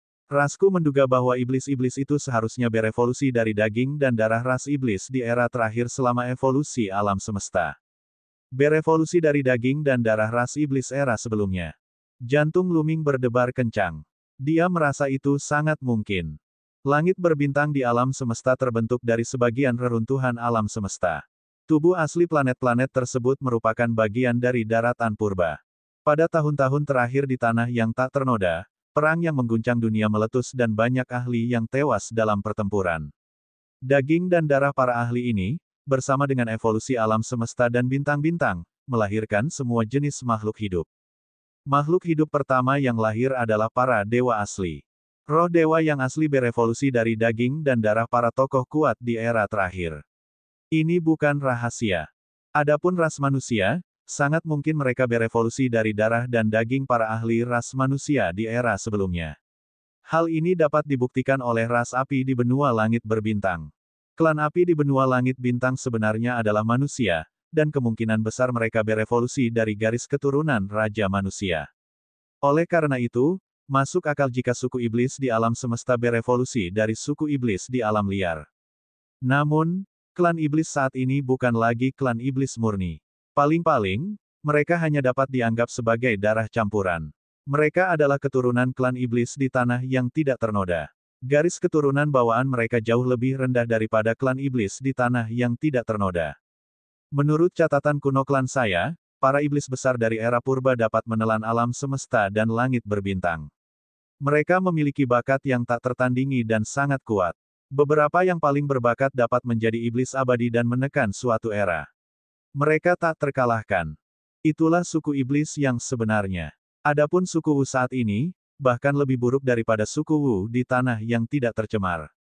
Hampir tidak ada hubungan di antara mereka, atau paling-paling, hanya ada sedikit hubungan. Sejauh pengetahuan saya, suku Wu di tanah yang tidak tercemar tidak mengolah jiwa mereka, tetapi mengolah tubuh fisik mereka. Beberapa suku Wu yang hebat di tanah yang tidak tercemar memiliki tubuh fisik yang sangat kuat dan abadi. Mereka dapat melawan ahli tingkat abadi hanya dengan tubuh fisik mereka. Bagaimana suku Wu dapat dibandingkan dengan mereka? Lu Ming butuh waktu lama untuk tenang setelah Chang Qiong selesai berbicara. Sejarah dan kekuatan klan iblis dan klan Wu di tanah yang tak ternoda itu berada di luar imajinasinya. Namun, bukankah dikatakan bahwa suku manusia adalah yang terkuat di tanah yang tak ternoda? Lalu, seberapa menakjubkan kekuatan suku manusia? Namun, sekuat apapun suku iblis dan suku Wu, mereka tidak lebih kuat dari suku manusia. Suku manusia tidak diragukan lagi adalah suku terkuat di tanah yang tidak tercemar. Konon, ada 3 suku yang bersaing untuk mendapatkan hegemoni di tanah yang tidak tercemar. Suku iblis dan suku Wu hanya dapat bersaing dengan suku manusia dengan menggabungkan kekuatan. Chang Qiong memang telah menceritakan kepada Lu Ming semua yang diketahuinya. Setelah itu, Lu Ming bertanya tentang makhluk-makhluk di tanah terlarang. Chang Qiong tidak tahu banyak tentang makhluk-makhluk di tanah terlarang. Namun, ia menceritakan semua yang ia ketahui kepada Lu Ming dan Lu Ming memperoleh banyak manfaat. Dia telah memperoleh banyak hal dari perjalanan ini. Setidaknya, dia sekarang memiliki gambaran kasar tentang daratan yang kacau dari era terakhir dalam benaknya, tidak seperti sebelumnya ketika dia sama sekali tidak tahu apa-apa. Setelah mengobrol selama beberapa jam, Lu Ming bangkit dan pergi. Terima kasih atas bimbinganmu, Cakrawala. Aku akan mengingatnya. Lu Ming menangkupkan tinjunya. Saudara Lu, Anda terlalu sopan. Ini hanya masalah kecil. Tidak perlu disebutkan. Chang Qiong tertawa. Alasan mengapa dia seperti ini tentu saja karena bakat Lu Ming. Sebenarnya, pada awalnya, dia punya ide untuk menyingkirkan Lu Ming. Namun sekarang, dia telah berubah pikiran sepenuhnya. Dia telah memutuskan untuk berteman dengan Lu Ming. Semakin dia memahami Lu Ming, semakin dia menyadari bahwa bakat Lu Ming benar-benar menantang surga. Jika Lu Ming terus berkembang, masa depannya tidak akan terbatas. Terlebih lagi, Lu Ming memiliki tubuh terlarang dan dapat mengendalikan kekuatan alam semesta. Semakin kuat kultivasinya, semakin kuat pula penindasan terhadap makhluk-makhluk di tanah terlarang dan suku manusia surgawi. Namun, itu lebih bermanfaat bagi suku semi-abadi. Suku semi-abadi adalah makhluk dari alam semesta purba. Semakin kuat kekuatan alam semesta, semakin menguntungkan bagi mereka. Bab 4979, Rumah Kecil di Jalur Bintang Kuno. Lu Ming dan Dandan meninggalkan suku semi-abadi dan kembali ke susunan teleportasi kuno. Dandan, bantu aku menyembunyikannya untuk sementara waktu. Jika Little King dan yang lainnya bertanya, katakan saja aku telah mengasingkan diri untuk memahami teknik asal. Kata Lu Ming. Bagaimanapun, pada level mereka, sudah biasa bagi mereka untuk mengasingkan diri selama ratusan atau ribuan tahun. Lu Ming seharusnya sudah kembali saat itu. Jangan khawatirkan aku. Lu Ming, kau harus menjaga dirimu sendiri. Jangan mati. Kata Dandan. Sialan kau, aku pergi. Lu Ming melambaikan tangannya dan melangkah ke dalam susunan teleportasi. Susunan teleportasi diaktifkan dan sosok Lu Ming menghilang dalam susunan teleportasi. Lu Ming merasa seolah-olah dia sedang berjalan melalui kehampaan dengan kecepatan yang luar biasa. Tidak butuh waktu lama sebelum dia muncul di tempat baru dengan menggigil. Lu Ming menyadari bahwa dia telah muncul di sebuah altar. Altar ini sebenarnya adalah susunan teleportasi. Altar itu tampak sangat kuno dan dipenuhi dengan jejak waktu. Setelah itu, Lu Ming menyapukan pandangannya ke sekeliling dan mengamatinya. Tempat yang ia kunjungi adalah sebuah benua kecil. Kelihatannya seperti pecahan benua, tetapi sangat kecil. Ada lapisan cahaya warna-warni yang mengelilingi pecahan itu, dan tampaknya terisolasi dari bagian dunia lainnya. Di mana tempat ini? Seharusnya masih berada di reruntuhan alam semesta yang telah dieksplorasi. Lu Ming berspekulasi. Sepertiga tempat pembuangan sampah alam semesta telah dieksplorasi. Daerah itu sangat luas. Lu Ming tidak percaya bahwa ada susunan teleportasi yang dapat menempuh jarak sejauh itu dalam sekali jalan. Tempat ini kemungkinan besar masih berada di sepertiga area tersebut. Namun, tempat ini seharusnya tidak pernah ditemukan. Mungkin tempat ini tersegel di kedalaman kehampaan dan sulit ditemukan dari luar. Lu Ming menduga hal ini dapat dilihat dari cahaya warna-warni di sekitar pecahan tersebut. Terlebih lagi, ketika Lu Ming mencoba terbang keluar, ada kekuatan yang menghentikannya. Ini semakin membuktikan spekulasi Lu Ming. Tempat ini kemungkinan besar hanya sekadar titik transit di jalur bintang kuno. Lu Ming mulai mencari pecahan itu. Seperti yang diduga, Ia menemukan altar kuno lain tak jauh dari sana. Lu Ming menduga bahwa altar ini adalah susunan teleportasi yang mengarah ke lantai berikutnya. Aku penasaran siapa yang membangun formasi teleportasi itu. Mari kita lihat-lihat dan lihat apakah kita bisa menemukan petunjuk. Lu Ming merenung dan kemudian berjalan di sekitar pecahan itu. Pecahan itu tidak besar dan Lu Ming telah menghabiskannya dengan sangat cepat. Sayangnya, dia tidak menemukan apapun. Dia tidak menemukan petunjuk apapun. Lu Ming tidak punya pilihan selain terus melangkah ke dalam susunan teleportasi. Ada kilatan cahaya dan sosok Lu Ming menghilang. Saat berikutnya, Lu Ming muncul di sebuah pecahan kecil benua. Fragmen kecil benua ini mirip dengan yang sebelumnya. Fragmen itu juga disegel di kedalaman kehampaan dan tidak bisa terbang. Mereka hanya bisa pergi melalui susunan teleportasi. Lu Ming berjalan berkeliling tetapi tidak menemukan apapun. Lu Ming terus melangkah ke dalam susunan teleportasi. Setelah 6 kali teleportasi berturut-turut, akhirnya terjadi perubahan pada yang ketujuh. Lu Ming menyadari bahwa dia telah diteleportasi ke sebuah gunung kecil. Bukit itu sangat kecil, tingginya hanya sekitar 100 meter. Puncaknya datar, dan ada sebuah rumah batu. Ada formasi teleportasi kuno di depan rumah batu. Jantung Lu Ming tak dapat ditahan lagi, berdetak lebih cepat. Sebenarnya ada sebuah rumah batu di sini. Siapa yang membangunnya? Apakah dibangun oleh makhluk yang membangun formasi teleportasi, atau dibangun oleh Mulan dan Phoenix Spirit? Lu Ming menekan kegembiraan di hatinya dan berjalan menuju rumah batu. Saat mendekati rumah batu, Lu Ming menyadari bahwa ada sebuah kolam kecil di sisi kanan rumah batu tersebut. Namun, kolam kecil itu sudah mengering. Lu Ming melirik sekilas dan memasuki rumah batu. Rumah batu itu sederhana dan kasar, hanya ada meja batu dan bangku batu. Hanya satu bangku batu. Hati Lu Ming tergerak. Kemungkinan besar Mulan dan Feng Ling tidak membangunnya. Mereka berdua, jika mereka membangunnya, tidak ada alasan bagi mereka untuk hanya membangun satu bangku batu. Ada kata-kata di atas meja. Jantung Lu Ming berdebar kencang. Ia menyadari bahwa permukaan meja batu itu dipenuhi dengan kata-kata. Namun, kata-kata ini diukir menggunakan bahasa tanah primitif di era sebelumnya. Lu Ming semakin yakin bahwa rumah batu dan meja batu ini tidak ditinggalkan oleh Mulan dan Huang Ling.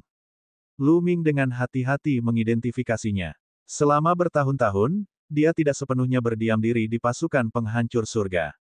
Dia juga meluangkan waktu untuk mempelajari bahasa era terakhir, dan dia dapat mengenali sebagian besarnya. Sesaat kemudian, Lu Ming membaca kata-kata di atas meja batu dengan saksama. Matanya dipenuhi dengan keterkejutan dan keraguan. Seperti yang diharapkan, formasi teleportasi ini dibangun oleh keberadaan misterius. Lu Ming bergumam. Menurut cerita, pemilik rumah batu itu telah membangun banyak formasi teleportasi untuk membentuk jalan kuno. Mengenai mengapa dia membangunnya, dia tidak mengatakannya. Kemudian, pemilik rumah batu itu telah meninggalkan beberapa peluang. Jadi kolam kecil di luar rumah batu itu disebut kolam giok takdir. Kolam itu berisi cairan giok takdir dan memiliki efek yang luar biasa. Namun, sekarang kolam itu telah mengering. Mungkinkah Mulan dan Huang Ling telah menyerapnya? Lu Ming berpikir dalam hati. Hal ini karena menurut kesimpulan laba-laba iblis 9 yin, Mulan dan Feng Ling telah memasuki jalur langit berbintang kuno lebih awal daripada laba-laba iblis 9 yin dan pasti telah tiba di sini lebih awal. Kalau begitu, jika ada orang yang menyerap cairan giok keberuntungan, kemungkinan besar orang itu adalah Mulan dan Feng Ling. Ada juga kesempatan lain yang bisa diperoleh oleh Mulan dan Feng Ling. Tentu saja, ini hanya spekulasi Lu Ming. Dia tidak tahu apa kebenaran sebenarnya. Ada juga kata-kata di tanah. Lu Ming terus mengamati dan menemukan bahwa ada beberapa baris kata-kata halus dan kecil di tanah rumah batu itu. Lu Ming melihatnya dan tidak dapat menahan rasa gembiranya. Ini adalah tulisan tangan Mulan. Lu Ming sangat jelas melihat tulisan tangan Mulan dan tidak ada kesalahan. Arti harfiahnya adalah bahwa Mulan dan Feng Ling telah memasuki tempat ini secara tidak sengaja dan memperoleh kesempatan di sini tetapi sulit bagi mereka untuk kembali. Mereka berdua telah menunggu di sini selama beberapa dekade. Ketika mereka melihat bahwa Lu Ming tidak datang, mereka terus menggunakan susunan teleportasi. Dia juga mengingatkan Lu Ming untuk tidak merindukannya saat melihat pesan tersebut. Astaga, Lu Ming menghela napas lega. Ia merasa jauh lebih rileks. Setidaknya itu membuktikan bahwa Mulan dan Feng Ling baik-baik saja di sini dan bahkan memperoleh kesempatan yang menantang surga. Kakak senior Mulan, Feng Ling, harap baik-baik saja. Lu Ming bergumam dalam hatinya. Dia berpatroli di sekitarnya. Setelah memastikan tidak ada jejak lain, dia melangkah ke susunan teleportasi di depan rumah batu. Ada kilatan cahaya dan Lu Ming menghilang dari platform susunan teleportasi. Setelah itu, Lu Ming melakukan 5 teleportasi lagi. Dia tidak menemukan sesuatu yang aneh dalam 5 teleportasi berikutnya dan tidak ada kata-kata yang tertinggal. Namun, tidak ada bahaya di sepanjang jalan, mereka juga tidak menemui makhluk hidup apapun. Hal ini membuat Lu Ming merasa lebih tenang. Tidak ada bahaya. Mulan dan Feng Ling juga seharusnya tidak dalam bahaya. Asalkan mereka tidak bertemu dengan makhluk apapun dari tanah terlarang. Setelah teleportasi lainnya, Lu Ming tiba di sebuah pecahan benua. Tapi kali ini, Lu Ming terkejut. Hal ini karena lingkungan sekitar pecahan benua ini tidak tertutup rapat. Ia tidak berada di kedalaman kehampaan, tetapi tertahan di kehampaan alam semesta. Fragmen itu diisi dengan ki primal yang padat. Bab 4980, Pertemuan lain dengan laba-laba iblis 9 yin. Ini adalah pecahan benua di reruntuhan alam semesta. Lu Ming sampai pada kesimpulan ini. Akan tetapi, mereka tidak tahu apakah itu sepertiga wilayah tempat mereka berada atau 2/3 wilayah sisanya yang belum dieksplorasi. Setelah diteleportasi berkali-kali, dia mungkin telah mencapai 2/3 area yang belum dijelajahi. Namun, Lu Ming tidak senang. Dia mengerutkan kening. Kalau begitu, dia tidak akan bisa mengetahui pergerakan Mulan dan Feng Ling. Haruskah Mulan dan Feng Ling terus berteleportasi ke bawah menyusuri jalur langit berbintang kuno, atau haruskah mereka meninggalkan sebidang tanah ini dan menjelajahi reruntuhan alam semesta? Pada akhirnya, Lu Ming memutuskan untuk menjelajahi sebidang tanah ini untuk melihat apakah Mulan dan Huang Ling telah meninggalkan petunjuk di sekitarnya. Lu Ming melepaskan kesadaran spiritualnya dan mulai menjelajah. Wilayah benua ini tidak luas. Tidak lama kemudian, Lu Ming telah menjelajahi seluruh benua. Tidak ada jalan turun. Mungkinkah ini akhir dari jalur langit berbintang kuno? Ekspresi Lu Ming tidak yakin. Itu karena dia telah menjelajahi seluruh fragmen dan tidak dapat menemukan cara untuk melanjutkan ke bawah. Sebelumnya, ada 2 platform teleportasi di setiap teleportasi.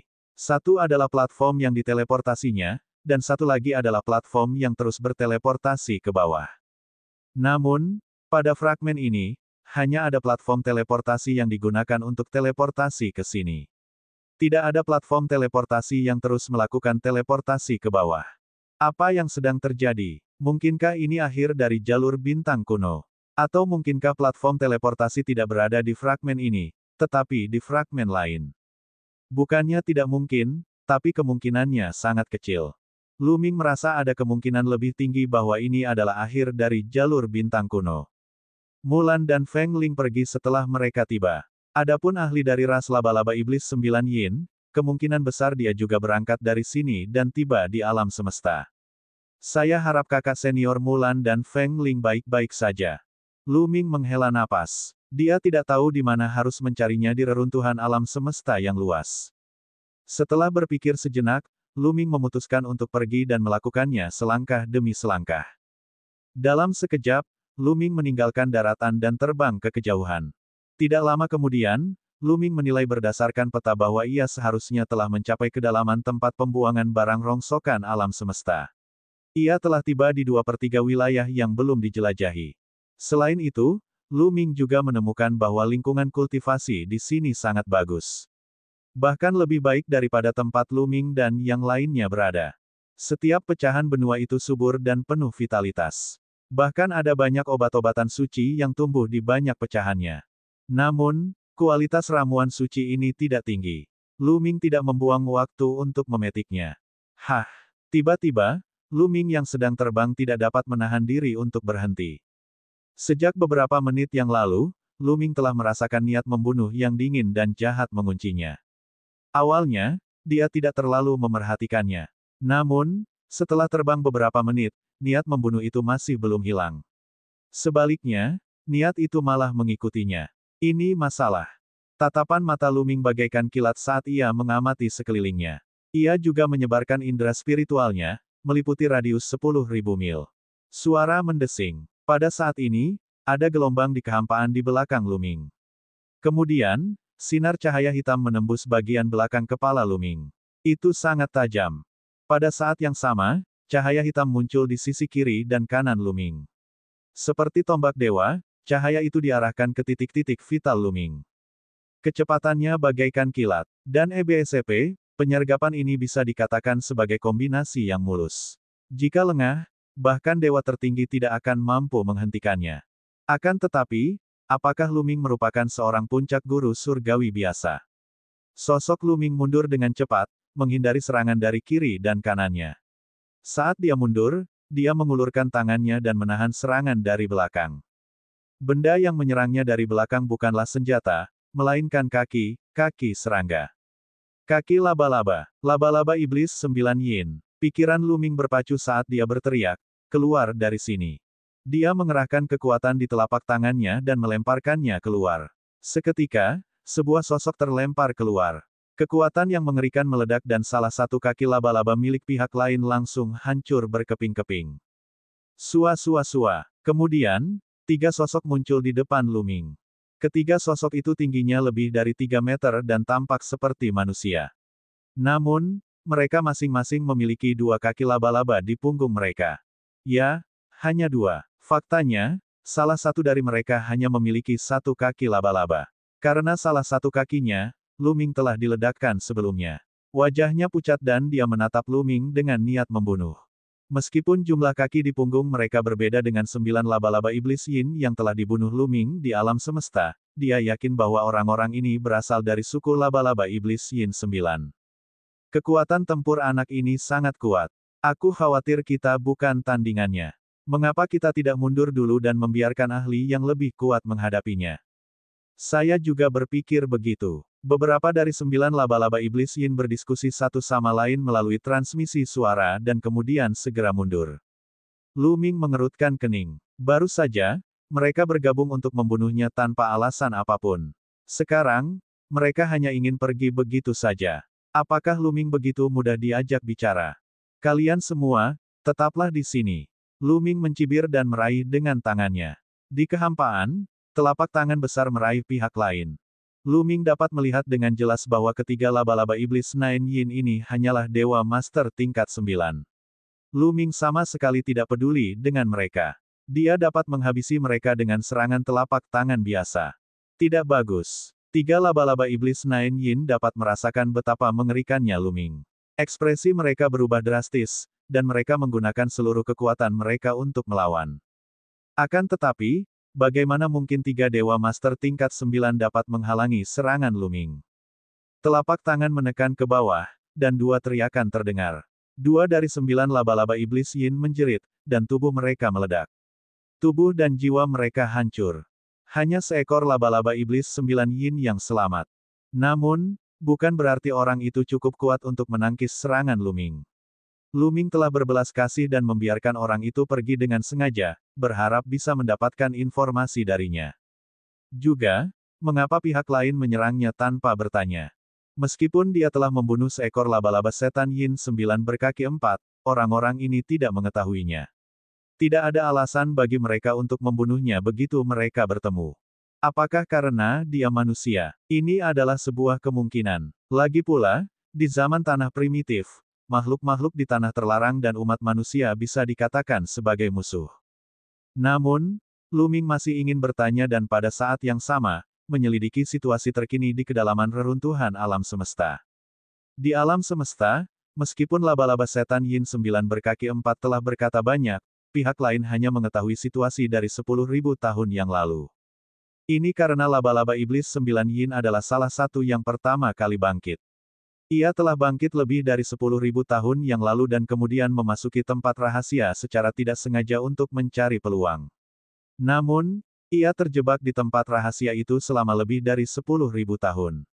Meskipun ia berhasil keluar dari pengepungan, ia telah memasuki jalur langit berbintang kuno dan bertemu Luming dan yang lainnya. Oleh karena itu, laba-laba iblis 9 yin tidak mengetahui apa yang sedang terjadi di kedalaman reruntuhan alam semesta. Menurut laba-laba iblis 9 yin berkaki 4, hanya beberapa ratus anggotanya yang telah terbangun pada saat itu, dan reruntuhan alam semesta masih dalam keadaan sunyi sepi. Bab 4981, ada manusia di sini juga. Berdasarkan apa yang dikatakan oleh laba-laba iblis 9 yin berkaki 4, Lu Ming memilah-milah garis waktunya. Mulan dan Huang Ling pasti telah memasuki jalur bintang kuno lebih awal, dan laba-laba iblis 9 yin berkaki 4 adalah yang terakhir masuk. Karena laba-laba iblis 9 yin telah berkata bahwa dia tidak bertemu Mulan dan Huang Ling di jalan bintang kuno, mereka seharusnya berpisah.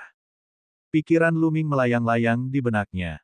Dia menatap laba-laba iblis 9 yin di depannya dan berkata, "Katakan padaku, mengapa kau ingin membunuhku?"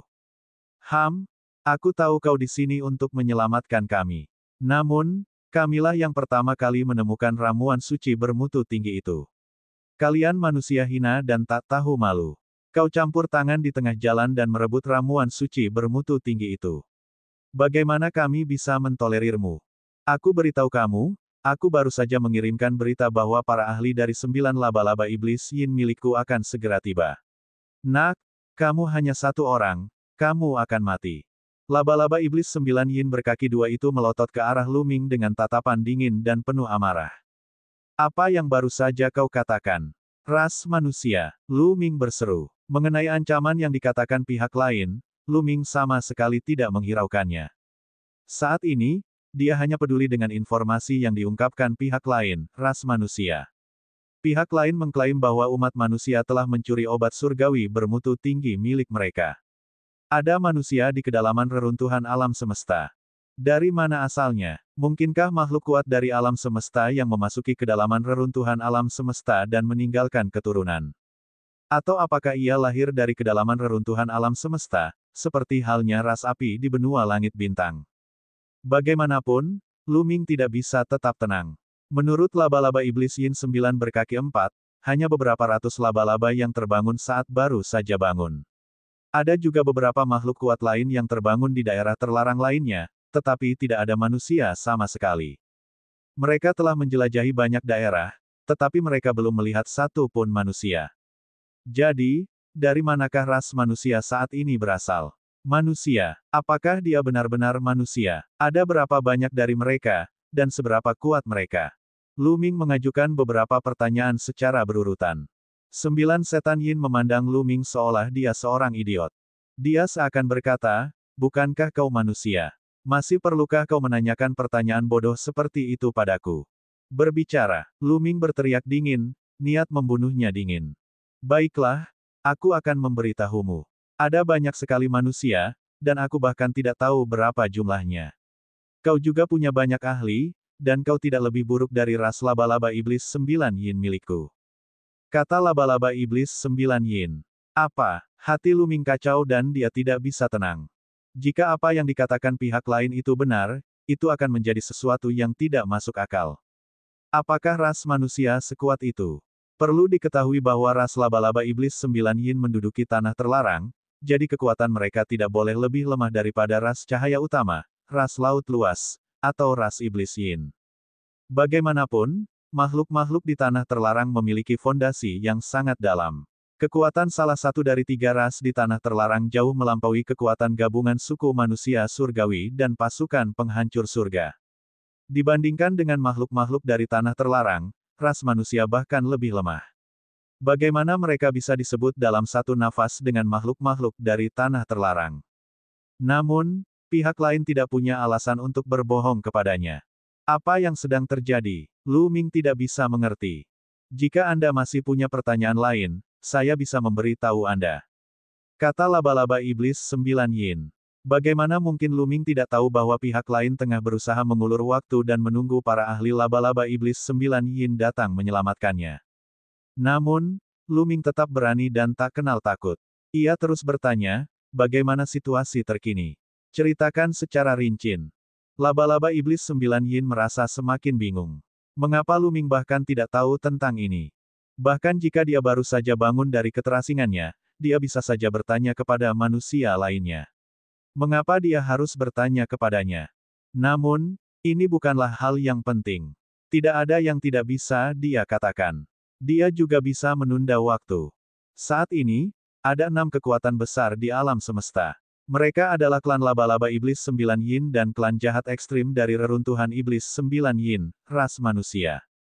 Pihak lainnya mulai berbicara. Keenam kekuatan ini tidak memiliki makhluk dari tanah terlarang seperti ras cahaya utama, ras iblis yin, atau ras laut luas. Jelas saja, pihak lain mengacu pada ras-ras yang berada jauh di reruntuhan alam semesta. 5 di antaranya berasal dari tanah terlarang. Hanya ras manusia yang berasal dari tempat yang disebut alam dewa Changqing. Alam dewa biru kehijauan. Lu Ming mengerutkan kening. Dia belum pernah mendengar tentang tempat ini. Tepat saat Lu Ming hendak menanyakan lebih banyak rincian, ekspresinya berubah dan dia melihat ke kejauhan. Di kejauhan, beberapa lampu hitam mendekat dengan kecepatan yang mencengangkan. Mereka jelas berasal dari klan laba-laba setan 9 yin. Dan EBSCP, ada 3 orang di antaranya, semuanya merupakan eksistensi di puncak tingkat dewa penguasa. Laba-laba iblis 9 yin yang ditekan Lu Ming sangat gembira. Bala bantuannya telah tiba. Akan tetapi, saat wajahnya menampakkan ekspresi kegembiraan ini membeku. Ini karena Lu Ming telah bergerak. 3 tombak cahaya menembus kekosongan dan menusuk 3 laba-laba iblis 9 yin yang menyerang mereka dengan kecepatan luar biasa. Terlalu cepat. Ketiga laba-laba itu bahkan tidak bisa menghindar. Mereka hanya bisa melawan dengan sekuat tenaga, tetapi sia-sia. Mereka tertusuk oleh cahaya tombak dan terbunuh dalam kehampaan. KKK. Laba-laba iblis 9 yin yang ditekan oleh Lu Ming tampak seperti ada batu yang tersangkut di tenggorokannya. Matanya terbuka lebar dan tampak putus asa. Bala bantuanmu tampaknya terlalu lemah. Sekarang, lanjutkan. Lu Ming berkata dengan acuh tak acuh. Jika kau ingin membunuh, bunuh saja. Jangan harap aku akan mengatakan sepatah kata pun. Laba-laba iblis 9 yin mengerahkan segenap tenaganya dan melotot ke arah Lu Ming. Karena kamu ingin mati, aku akan memenuhi keinginanmu. Lu Ming tidak mau membuang-buang napas. Dia membunuh laba-laba iblis 9 yin dengan menjentikkan jarinya. Karena ada banyak manusia di kedalaman tempat pembuangan sampah alam semesta, selama dia bisa menemukan mereka, dia akan bisa mengetahui semuanya. Mengapa repot-repot bertanya kepada orang ini? Itu ke arah sana. Pandangan Lu Ming beralih ke kanan. 3 laba-laba iblis yin 9 datang dari arah itu. Tidak sulit untuk mengetahui dari perkataan pihak lain bahwa seseorang dari ras manusia telah memperoleh ramuan dewa asal-usul tingkat atas dan mungkin dikelilingi oleh 9 anak buah laba-laba iblis yin. Lu Ming berencana untuk melihatnya.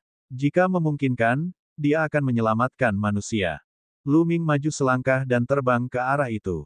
Tidak lama kemudian, Lu Ming melihat pecahan benua. Di suatu tempat di pecahan itu, ada sinar cahaya yang menyilaukan membumbung ke langit dan terdengar suara gemuruh samar. Terjadi pertempuran hebat di sana. Lu Ming menyembunyikan auranya dan bergegas mendekat.